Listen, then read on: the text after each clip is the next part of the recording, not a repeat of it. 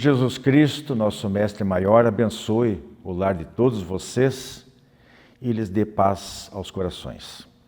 Nós dividimos o nosso programa de hoje em 2 quadros. Primeiro nós teremos o Pensar, Aprender e Viver, com 2 frases de impacto, sendo que a primeira delas é do poeta e romancista James Oppenhauer, e ele trata de como a felicidade pode ser vista pelas pessoas tolas e pelos sábios.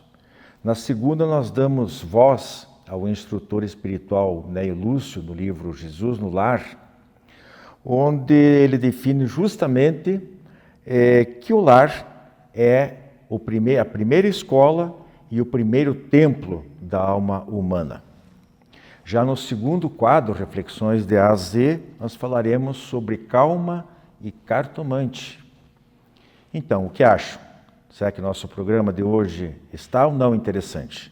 A partir de agora, a realização da Associação de Divulgadores do Espiritismo do Paraná, Diálogo Espírita está no ar.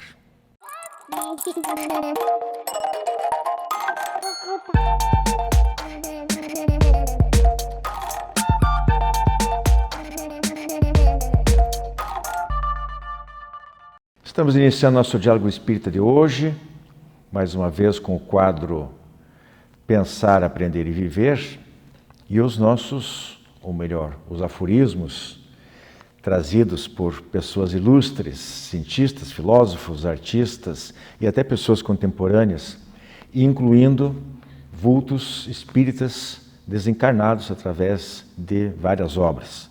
Temos até procurado aqui, né, Rosa, equilibrar um pouquinho, pegando a cada programa um autor espírita e o outro autor qualquer. Bem, a primeira frase aqui é do poeta e romancista James Oppenheim. Viveu de 24, a data de nascimento dele, 24 de maio de 1882 e desencarnou a 4 de agosto de 1932. Morreu novo, com 50 anos e alguns meses.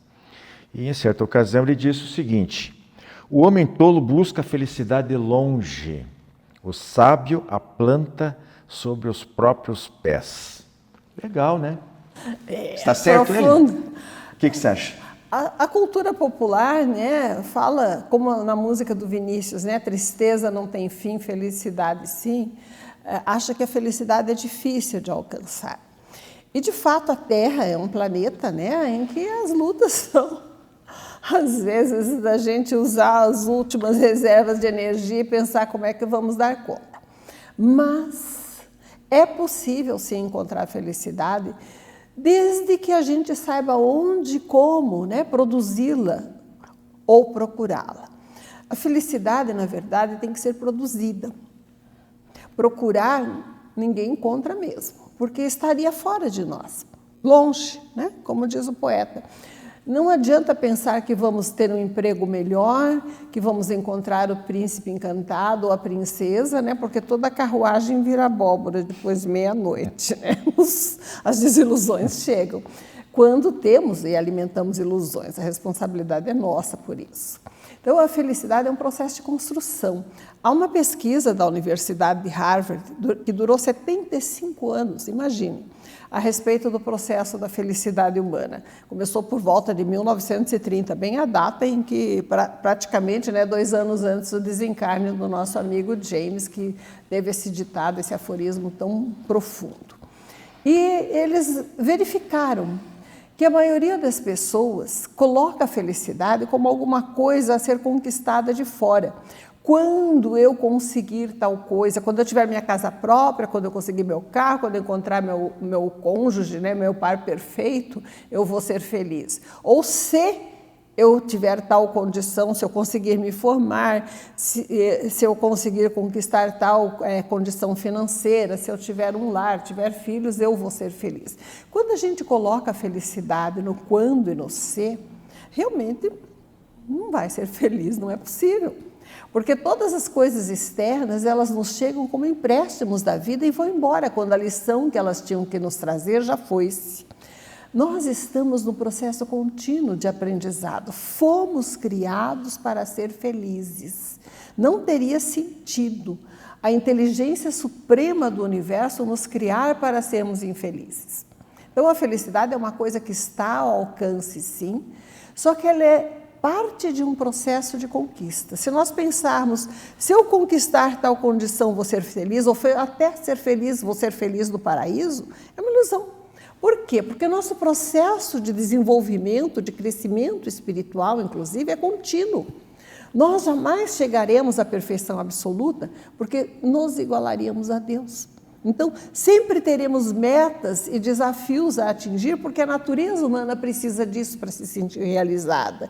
Precisa crescer, sentir que está produzindo. Esse processo de crescimento sendo contínuo nos impossibilita de pensarmos que um dia vamos conquistar a felicidade. Ou somos felizes dentro das limitações da existência humana aqui e agora, ou a felicidade não existe. Por quê? Porque nós jamais chegaremos à condição de absoluta perfeição. Então, o processo de ser feliz, segundo esses estudos da Universidade de Harvard e também pesquisas de outros estudiosos, ele implica em uma série de escolhas e exercícios que nós podemos fazer desde agora para construí-la. A primeira coisa que deduziram ou concluíram desses estudos é que nós precisamos ter uma certa curiosidade nova a respeito do mundo. Aquele que se habitua com o trajeto, que senta na mesma cadeira, que come a mesma refeição repetidamente, deixa de prestar atenção às coisas, automatiza processos e perde aquele olhar de criança que se encanta com a vida. A felicidade fica muito mais difícil de atingir se nós nos acostumamos tanto com a nossa rotina que não enxergamos mais a novidade do que nos rodeia. Acho que foi Einstein que dizia que para algumas pessoas milagres não existem e para as outras a própria vida e tudo que existe é um milagre, né? Então, esse olhar de criança espantada, enxergar no cônjuge que há 20 anos faz a refeição, ou limpa a casa, ou nos ajuda, ou conserta as coisas, ou leva o filho aqui e ali, busca e atende a família. Enxergar nele um processo novo a cada dia é buscar ser feliz na relação. Saber, né, que a vida se renova e alinhar os motivos pelos quais devemos ser gratos, produz em nós esse estado de reconhecimento e gratidão que nos dá a felicidade. Moramos na mesma casa, com uma porção de defeitinhos, mas normalmente nós lembramos só o que tem que consertar. Nós não lembramos que a plantinha lá na floreira está brotando, ou que o telhado no momento não tem goteira, ou que a torneira não está pingando. Tudo isso seriam condições de bem-estar. Nós alinhamos os defeitos e os problemas e não temos visão e hábito, isso é hábito, exercício, de alinharmos as coisas positivas que nos trazem um estado de felicidade. Não acho, Wilson? Tem dois aspectos, duas coisas que eu queria somar isso aí, tudo que você falou. A primeira delas é que os espíritos dizem, nas obras básicas, que neste mundo de provas e expiações não existe felicidade completa, existem momentos felizes. Então, é uma situação, nós temos que entender essa limitação. É difícil, no mundo onde nós carregamos as nossas imperfeições, as consequências dos nossos erros do passado, e isso nos impede, porque nós estamos lutando contra todo esse tipo de situação que nós construímos no passado. Em condição isso expiatória é uma situação. É verdade, provacional não, é possível. Mas aprovado, aí que tá, mas tem gente que mesmo na expiação ela consegue superar. Mas o que eu quero colocar assim, isso é uma situação, então... Outro é exatamente isso, onde é que nós depositamos a nossa felicidade. Isso. Se nós achamos que comer bastante, comer bem, viver no luxo, com desvarios sexuais, com todo aquilo que há uns tempos atrás falava-se muito, hoje caiu um pouco em desuso, a tal do hedonismo, ou seja, a pessoa viver só para si, totalmente egoísta, independente do que acontece à sua volta, se a gente pensar nesses termos, nós não vamos conseguir felicidade alguma. E só para fechar, que a gente tem que passar para o outro item, assim, só mais para você, telespectador, ficar pensando um pouquinho, né? Diante disso que a gente colocou. Engraçado, né? Porque existe pesquisa no mundo inteiro sobre o grau de felicidade, né? E geralmente o brasileiro ele se considera, acaba uma pontuação como um dos mais felizes do mundo. Eu não sei de onde que eles enxergam, quais os motivos que eles acham para ser felizes, né? Porque é tão difícil a vida do nosso país. Pensa bem, não tem vulcão, não tem terremoto, né? O povo acolhedor, claro que tem político corrupto, mas tem muito bandido. Mas você sabe o que é, Rosa? Aí que está. Mas a culpa de quem se frustra o tipo de felicidade, o tipo de coisa que eles acham que é felicidade. Tem um videozinho que roda aí pelas redes sociais aí, fazendo um comparativo de as pessoas na Europa, estudantes, por exemplo, como eles levam no Japão, como eles levam a sério o estudo, o trabalho e tal, e no Brasil dança-se. O título do vídeo é Nós só sabemos dançar. Nós gostamos de carnaval de 10 dias. Tem muita Nós gente gostamos boa trabalhando. Em vários lugares. Não, tem, mas pensa que esse tipo de alegria que tenta se alegria e felicidade são coisas diferentes. No caráter, na personalidade do brasileiro, não é o correto. O brasileiro ele tem as suas alegrias genuínas, nós temos motivos de sobra pelo país que nós temos, concordo contigo. Porém, a vida que o brasileiro leva, por isso que essa complacência que nós temos até mesmo contra as coisas erradas. Sim. E que nós aceitamos e nos acomodamos com elas. Como esse tema é muito relevante, deixa eu só acrescentar uma pitadinha, né? Victor Frankl, aquele psiquiatra famoso, você fala até outro dia. Ele nos ensina, nós temos liberdade total e podemos ser felizes nas escolhas que nós fazemos de como reagir às circunstâncias externas. A pessoa não vai estar delirante de alegria quando perde um ente amado, quando está enfrentando uma doença dolorosa, mas se ela sentir e souber da finalidade da sua vida na Terra, da imortalidade da alma, e que a única fatalidade que existe, a felicidade, a beleza e a sabedoria completas, né, que nos aguardam, é impossível ser infeliz. Vamos passar para a segunda frase, outra hora a gente volta ao assunto. Essa frase aqui do Nea Lúcio, do livro Jesus no Lar, o berço doméstico é a primeira escola e o primeiro templo da alma. Linda, né? Bonito. Bonito. O que nós temos, né, sobre isso? Aquele espírito reencarnante que nos surge no lar como uma figura angelical, parecidinho com o papai, com a mãozinha da mamãe, né? O dengo do avô, às vezes, quando não renascem em condições mais aflitivas, né? Ele tem uma programação de vida. Ele renasce para completar seu aprendizado. Ele tem determinados hábitos e compromissos que ainda o fazem reencarnar no planeta Terra, um planeta relativamente inferior. Isso significa que há uma responsabilidade moral imensa no lar que o acolhe de impedir, na medida do possível, que ele recaia nos mesmos vícios e hábitos ruins que já cultivou no passado. E existe uma responsabilidade moral de dar-lhe acolhimento, atenção e amor, conduzindo-o para o bem. Se não forem plantadas as sementes de uma educação religiosa, disciplinada, de responsabilidade e de amorosidade na primeira infância, depois é muito mais difícil modificar o caráter da pessoa. Quando surge a adolescência, voltam as reminiscências, embora a nível subconsciente, das encarnações anteriores. Se chocam os valores antigos e os hábitos antigos com os valores novos, para que aquele espírito refaça seu aprendizado e acerte mais nessa vida, não prejudicando seu futuro espiritual e se preparando para dar boas contas das suas responsabilidades familiares, sociais, profissionais, logo mais, quando estará sozinho. Não terá, né, a família direta, muitas vezes ali dando suporte tão de perto. A responsabilidade dos pais é plantar as sementes da religiosidade, da educação, do discernimento na primeira infância, dando pequenas responsabilidades, ensinando sobre Deus. Aquele pai que se ilude dizendo, não, ele vai escolher a religião quando ele crescer. Ele perdeu a melhor oportunidade de plantar. Claro que ele vai escolher quando crescer, mas sem as sementes certas, que escolhas ele tem? Ele vai estar fadado, na maioria dos casos, a nem ser religioso. E, na hora que chega a decepção, a desilusão, o abandono, a perda do emprego, né? A frustração, às vezes emocional e afetiva, a perda de um ente querido, quais serão as forças que nós lhe proporcionamos? Quais serão as noções de espiritualidade? Quais serão as bases, as colunas do seu caráter que nós plantamos na vivência familiar?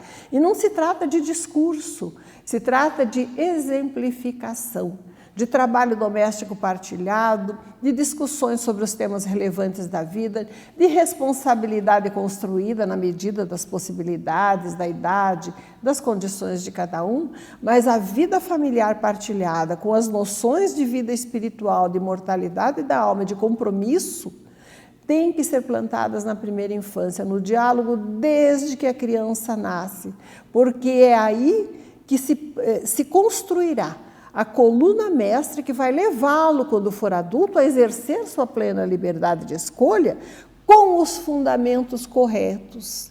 Então, o lar é importantíssimo para plantarmos todas as condições de vitória, de triunfo do nosso filho, não apenas nas condições materiais, mas as condições espirituais que construirão as bases das suas possibilidades evolutivas, da sua felicidade real, que é interior, que não depende apenas de fatores exteriores. Por isso ele colocou que a escola e templo, a escola mais relacionada à vida material, né? Responsabilidades como para com os próprios pais, com colegas, depois na convivência com os coleguinhas dentro da escola propriamente dita ou não, e obviamente passando por todos os ciclos da vida, né? De juventude, de maturidade, assumindo outros tipos de responsabilidade, e a parte do templo é aquilo que toca a parte da espiritualidade realmente. Que é o exemplo dos pais. Que é o exemplo. Então ele cobriu, né, com essa frase que o berço doméstico tem que atender isso aí. É intransferível essa tarefa dos pais.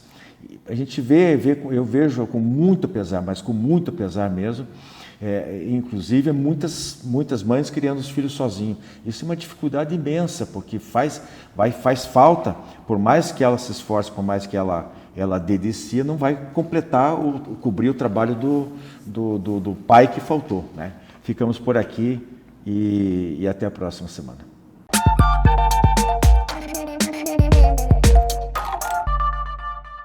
Jornal Comunicação Espírita, matéria de capa, Diálogo Espírita 600, estreia novo quadro, Pensar, Aprender e Viver.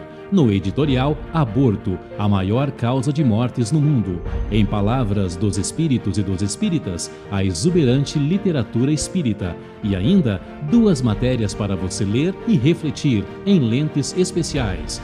Jornal Comunicação Espírita, assine e recomende.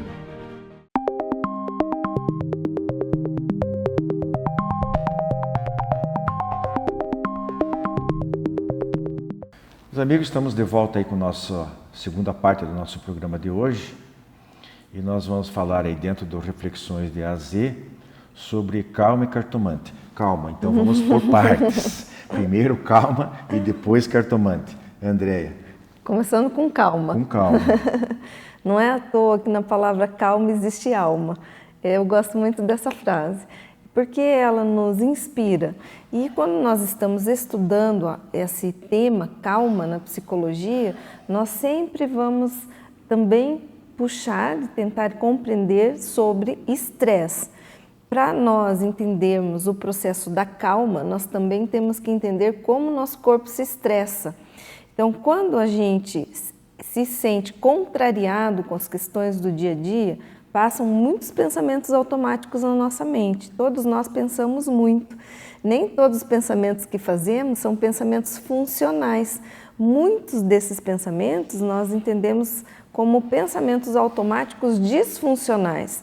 Por exemplo, se alguém me contrariar e eu já acho que eu estou perdendo o meu espaço ou perdendo a minha razão, eu posso pensar em seguida: quem é essa pessoa para me contrariar dessa maneira? Eu fico nervosa, eu fico irritadiça, e isso gera estresse para o organismo. Tudo que gera estresse para o organismo libera uma substância importante que é o cortisol. O cortisol, ele mergulha, ele faz as nossas células se intoxicarem se ele estiver em excesso, porque ele é como se fosse um veneninho. E assim que nós perdemos a nossa calma, nós acabamos adoecendo. Então, como nós podemos pensar com calma sobre essa calma, né, seu Wilson? É tão importante. Calma é o que nós devemos treinar. Nós precisamos treinar, é uma virtude do espírito. Não é à toa que calma está na alma. A gente precisa treinar esse momento.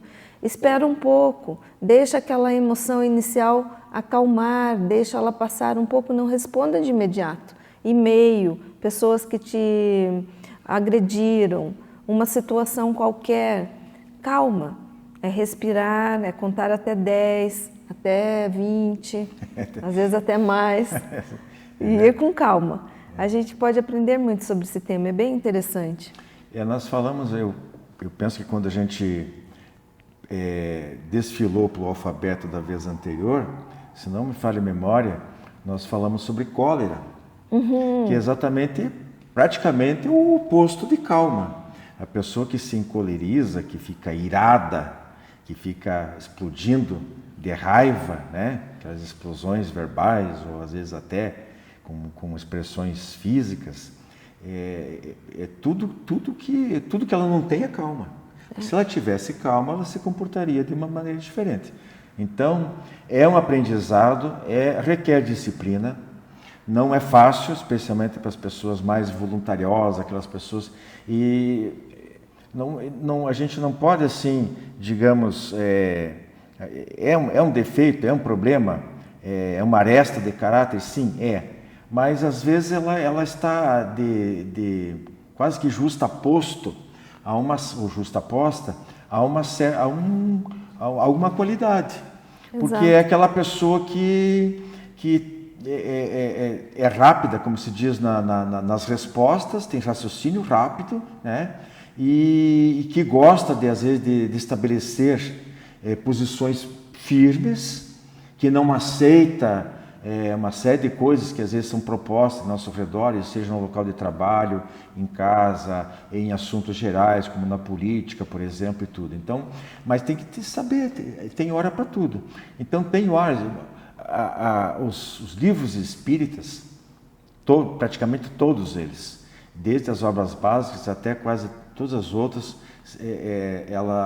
em algum lugar vai aparecer essa recomendação de nós aprendermos para ter calma, porque o prejuízo é nosso, o prejuízo não é do outro. Pode causar até prejuízo para ele, mas o maior prejuízo é nosso. Né?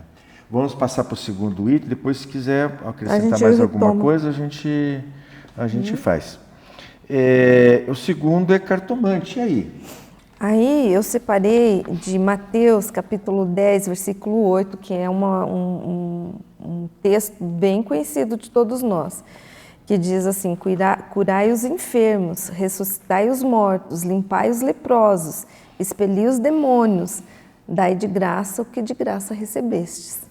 Né? Não há problema, como dizíamos antes no intervalo, que a nossa amiga Rosa dizia, não há problema se a pessoa tem a mediunidade, a clarividência, a clareaudiência, ou a sensibilidade, ou o desdobramento, ela consegue entender o futuro um pouquinho antes de nós, mas o problema está na atividade que é cobrada. Então, se a cartomante faz aquele trabalho usando as cartas, os búzios, algum recurso para fazer a bola de cristal, até na borra do café, né? Faz algum recurso para ajudar, para auxiliar, então pode ser uma prática válida, mas o que a gente vê não é isso. O que nós vemos é um exercício indevido dessa mediunidade que Deus concedeu como um dom para fazer a caridade, para auxiliar o próximo e cobrar por esse serviço que não nos pertence, porque é uma ação dos espíritos, não é nossa. E aí a gente entra numa problemática. Quando eu comecei no espiritismo, nasci de um lar misto, né? Mas quando eu adotei a doutrina espírita, eu pessoalmente, já um pouco menos novo, né? A gente aprendia que o cartomante era uma coisa quase abominável. Por quê? Porque era quase sinônimo de charlatanismo, né? Então fique longe de cartomante, porque tudo é falso. Você vai ser enganado, ela vai tirar o seu... ele, né? Mas geralmente é mulher, geralmente cigana, inclusive. A cigana é mais a quiromancia, né? Pela leitura da palma da mão, que é uma outra maneira de sintonizar, às vezes, com o subconsciente da pessoa que está ali na frente, né? E às vezes, da mente do subconsciente, além daquele jogo de palavras, daquelas artimanhas de jogar verde para colher maduro, a pessoa revela coisas que ela nem sente que está revelando, e o cartomante, o quiromante, acaba tirando proveito disso, construindo uma história em cima da vida que a pessoa praticamente contou todo o seu passado e o que ela pretende, o seu presente e o que ela pretende para o futuro. Então fica fácil fazer certas previsões, né? Então era visto como como charlatanismo. Mas então, além desse aspecto de serem revelações falsas, existe o aspecto da cobrança. Mas enfatizamos aqui, é possível sim que através desses instrumentos que fazem com que a mente da pessoa que está fazendo a consulta, ela se fixe naquele copo d'água, às vezes o copo d'água, a bola de cristal, as cartas, etc.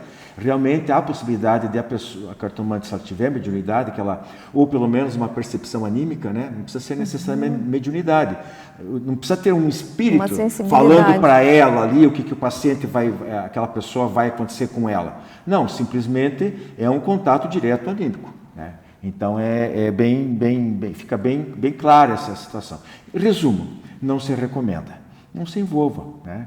Procure de novo. Procure um centro espírita bem orientado, bem dirigido, com pessoas sérias, responsáveis. Procure saber antes, como quase tudo, né? Hoje em dia, em lugar nenhum a gente deve pisar sem conhecer o terreno. Tem um exercício que nós recomendamos que o paciente faça, sempre que está na dúvida de alguma coisa, um projeto que ele queira fazer, uma compra que ele queira fazer que envolva mais financeiro, e aí ele tem dúvida, e muitas vezes a pessoa recorre à cartomante porque ela quer saber o futuro, ela quer saber, eu vou casar quando, como, eu vou ter filhos, eu posso comprar, eu posso mudar de cidade, eu posso fazer, são dúvidas do cotidiano, são dúvidas corriqueiras, só que nós caímos numa armadilha muitas vezes, porque esses espíritos que são levianos, eles vão influenciar esse médium e vão utilizar dessas informações para subjugar a pessoa ou obsediar. E esse exercício é muito simples, a gente faz uma lista de vantagens e desvantagens, vai colocando no papel. Isso é vantajoso, isso daqui vai colocando, não deixa o exercício fechado, deixa em aberto. Abre o diário, o livro, onde você for anotar. O que você lembrar de vantagem, coloca numa coluna vantagens. O que você lembrar de desvantagens, coloca numa coluna desvantagens. E atribuindo de preferência valores diferentes, né? Exato. Porque às vezes é uma vantagem e a outra é uma vantagemzinha. Pequenininha. Então você tem que dar um peso maior para aquela vantagem ou desvantagem, né? Não é só somar, teve 10 de vantagem, mas às vezes são coisas importantes, as outras são uma coisa que é supérfluo, dá para passar sem aquilo. E no lado contrário, a mesma coisa também. Então é isso, meus amigos. Fica aí a nossa reflexão de hoje. Até a semana que vem. Muita paz a todos.